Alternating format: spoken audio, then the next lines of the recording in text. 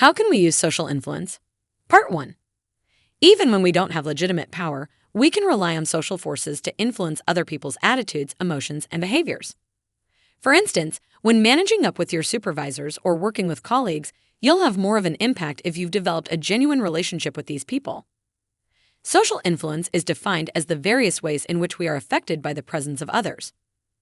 Let's take a look at 4 social influence principles that can help us get things accomplished: liking, consistency, reciprocity, and appeals to authority. The first principle we'll cover is liking. In general, we tend to have more influence on people who like us. Managers can increase their likability by identifying similarities between themselves and their employees, by doing what they say they're going to do, and by praising others for their good work. Consistency is the next principle. Simply put, we're creatures of habit. So, we tend to choose options that are consistent with our past behaviors. One strategy that managers might find useful, especially in negotiations with other parties, is the foot-in-the-door technique. Using this strategy, we first make a small request that is likely to gain commitment, and then we follow up with the real request, which is a bigger ask than the first one. To be consistent, the person we ask is likely to say yes to the second request, too. For instance, you might ask an employee to set a goal for the quarter. Once the employee commits to this request, you ask them to help their colleagues set first quarter goals, too. Chances are they'll agree. To be consistent. Next is the reciprocity principle. It says we have a desire to repay others for the good things they do for us. When someone gives us a gift or helps us in a pinch, for example, we want to return the favor. Managers can use this principle by supporting their employees, being available to them, and going the extra mile for them. Not only is this the right thing to do, but it also means the employees are more likely to reciprocate and treat their managers in the same way. The fourth and final principle is appeals to authority.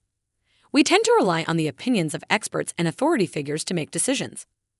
Managers should express their expertise in a way that makes other people want to listen to them. Without bragging, they need to articulate the reasons they are a valuable source of information. Now that we've covered the basic principles of social influence, let's learn more about social norms. These are the shared expectations about what behavior is appropriate for a particular situation. Norms guide our behavior and tell us what is normal in a given context. Of course, they vary from situation to situation. What is expected at work is quite different from what is expected during a night out with friends or a family dinner. Formal norms are explicitly expressed in documents and trainings. Examples of formal norms include expectations about the employee dress code and social media usage. Other norms are more informal and not communicated explicitly. Here are a few examples. Arrive early, don't interrupt, treat others with respect, and don't complain.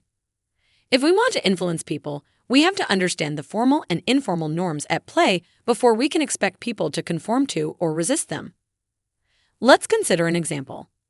Imagine social loafing is a problem in your department. Consider how the organization's policies, performance management system, and work structure might play a role. Is it common knowledge that employees don't have to contribute to the team to get their paychecks? Are there formal disciplinary policies aimed at reducing this problem? Does the leader of the group hold social loafers accountable? Is it common for people to work in large groups of 10 or more people? Any one of these norms or expectations could be contributing to the problem. The main idea here is that managers can use influence principles and norms to shape people's behaviors. You'll continue learning about these social forces in the next video.